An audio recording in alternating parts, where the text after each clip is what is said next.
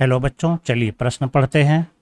जब मूत्र का निर्माण नहीं होता उस स्थिति को क्या कहते हैं? तो चलिए इसका मुख्य अवधारणा के साथ हम इसके उत्तर को जानने की कोशिश करते हैं। मुख्य अवधारणा यानी कि कॉन्सेप्ट।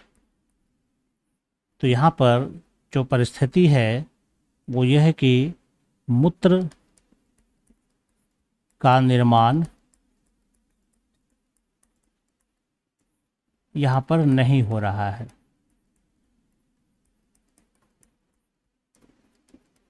तो इस स्थिति को क्या कहते हैं? वास्तविकता है कि मूत्र का निर्माण जो है ये बहुत जरूरी है। ये जो मूत्र का निर्माण का अर्थ है रक्त को वृक्क में मौजूद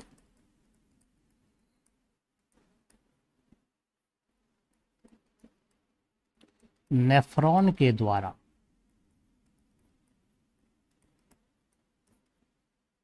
छाना जाता है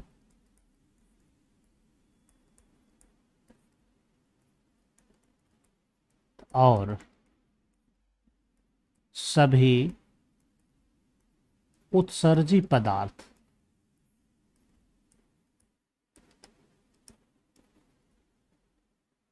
रक्त से निकलकर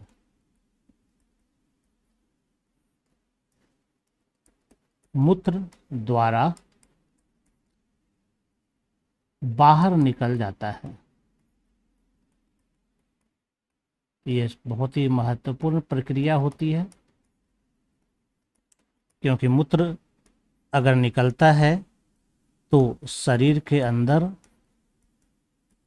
यानी कि रक्त में मौजूद बने विषैले पदार्थ, विषैले उत्सर्जी पदार्थ जो हमारे शरीर के अंदर बनता है, जो जीवों के शरीर के अंदर बनता है, जैसे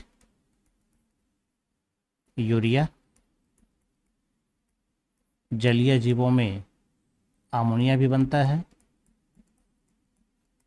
तो यह सब विषैले पदार्थ होते हैं। अगर यह शरीर में जमा हो जाएगा तो काफ़ी ज़्यादा समस्याएं उत्पन्न हो जाएगी, बाहर निकल जाता है। यानी मूत्र बनना एक आवश्यक प्रक्रिया है। अगर मूत्र का निर्माण नहीं होगा तो शरीर में बहुत सारी समस्याएं उत्पन्न होगी। शरीर के अंदर ही विषैले पदार्थ जमा होना शुरू हो जाएंगे, जिससे उस जीव की मृत्यु हो सकती है। तो मूत्र का निर्माण नहीं होना एक विषम परिस्थिति है।